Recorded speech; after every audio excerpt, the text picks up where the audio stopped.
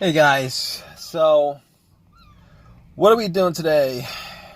I'm in a bit of a sticky situation here. I'm at Sears right now. Yes, Sears. Finished my shopping. Was in Sears for maybe 45 minutes to an hour. Finished my shopping. Ready to go home. Walked into my car and try to turn it on, and guess what? Nothing at all. But all the lights work. I mean, everything on the lights on the dash work. The radio works, the blow motor works, everything works. But I'm trying to turn this car on, and it's not cranking over. And I've tried it 15 times. Back and forth. I tried it 15 times and it won't crank over. So basically what I did was I went out and I checked my headlights. I was thinking the battery. I don't know why I'm thinking the battery, but I've only been out of the car for like an hour and a half. Well, I'd say about an hour.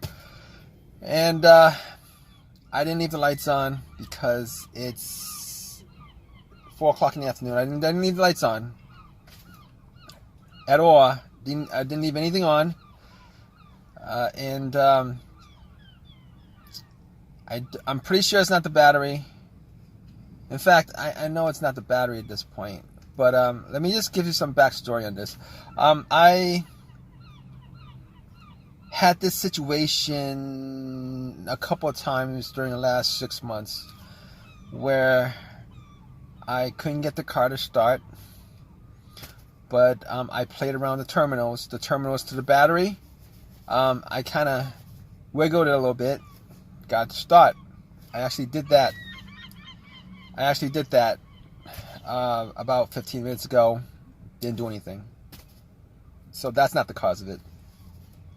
About a month ago, I did have this situation where I was right in the morning. I was ready to go to work. I got into my car and it wouldn't crank. So I did it about 3 to 5 times, pressing the gas.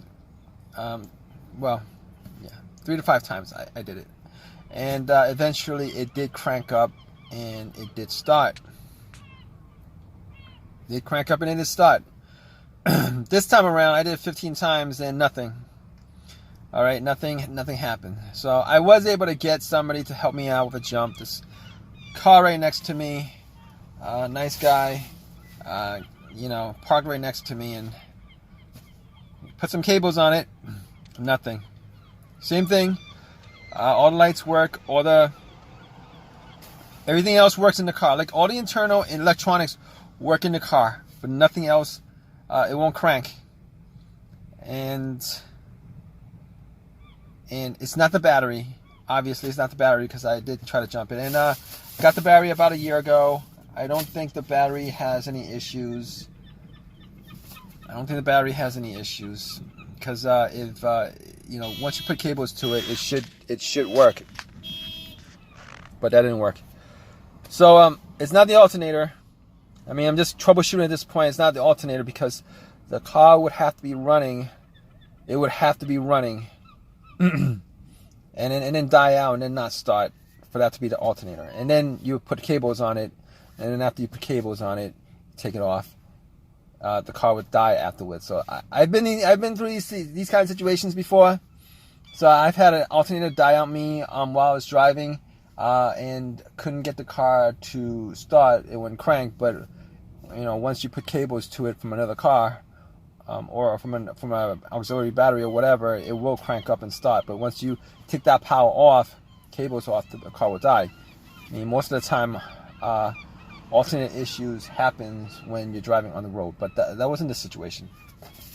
All right, this car was completely off when I got in here. So basically, what I'm left with is either some kind of electronic issue or maybe the starter that's causing it not to work. So, but I mean, it could be a fuse.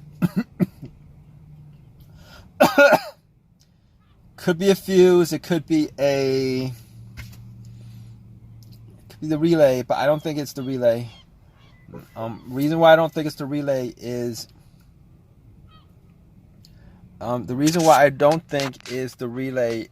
because I do hear a click.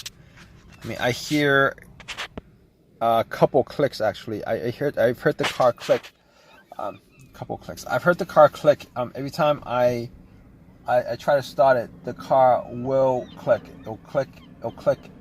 It's like a click. So it'll click. So that means that there is power going to the solenoid. There's power going to the motor, but the motor is just not running. It's just not turning. The motor's not running. The motor's not turning. It does click, so there's power going there.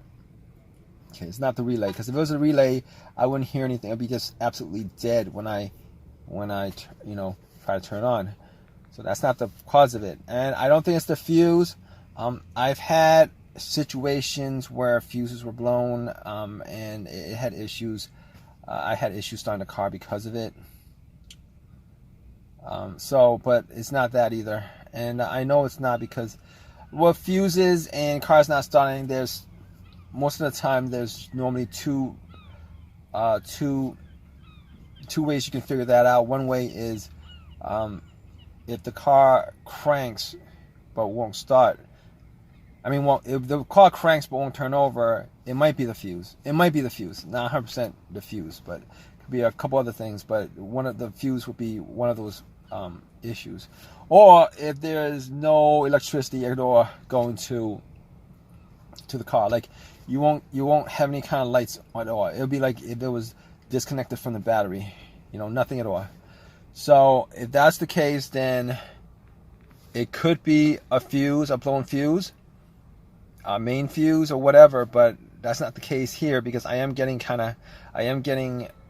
a lot, electricity. I am getting everything works, except it won't crank over. That's the problem.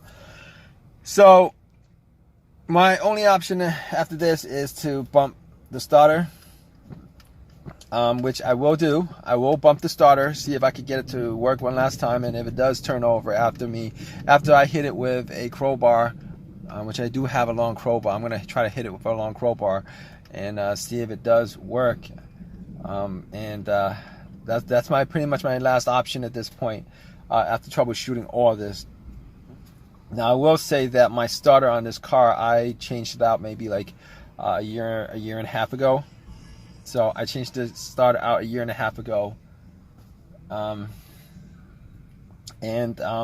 am right now really disappointed that I didn't get an OEM starter. I bought a rebuild starter with a warranty on it. I don't know how long that warranty is, maybe like 1 year, lifetime. I don't know. I think it's a 1 year warranty or whatever it is.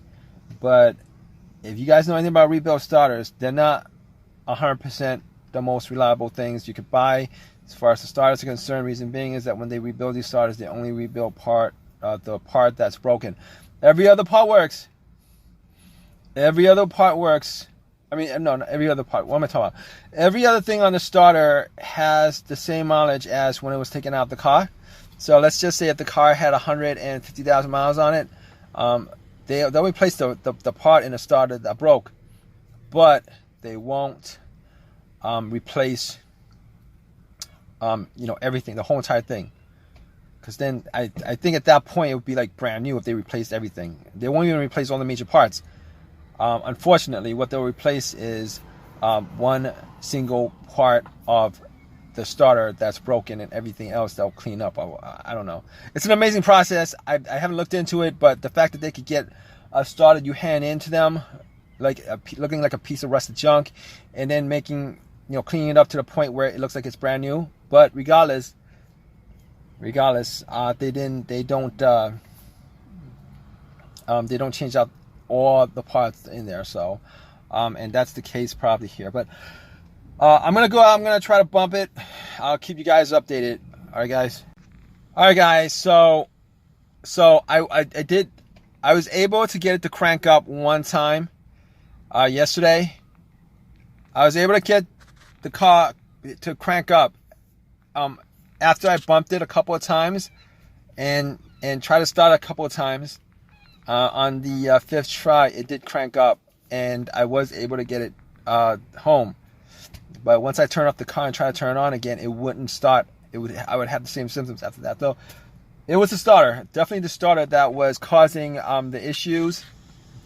It's definitely the starter that was causing the issues on it, and so I did change the starter, and I did buy a used starter on eBay. I ordered it. I actually bought it.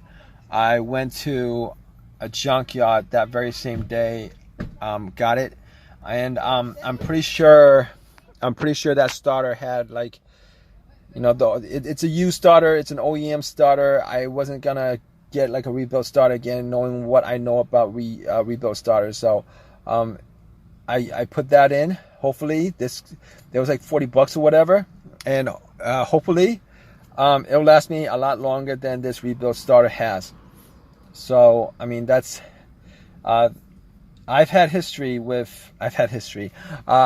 experiences with rebuilt alternator starters. They go out. After I put them, installed them, they go out. I've had an alternator that I went out like about a year and a half after I put it in. It's not supposed to do that. It's supposed to last maybe like 150,000 miles, 125, 150 before it goes out. So it wasn't the worst situation, but I really wish that situation didn't happen, because I lost so much time. Hours and hours. Well, I did lose 30 minutes yesterday, about 30, 40. I lost an hour yesterday, and then today I lost maybe like 2 hours putting it in. But hey, but it is what it is. Stuff happens. Back on the road again. But so if you guys have any questions, comments or whatever, feel free to leave your comment in the comment section.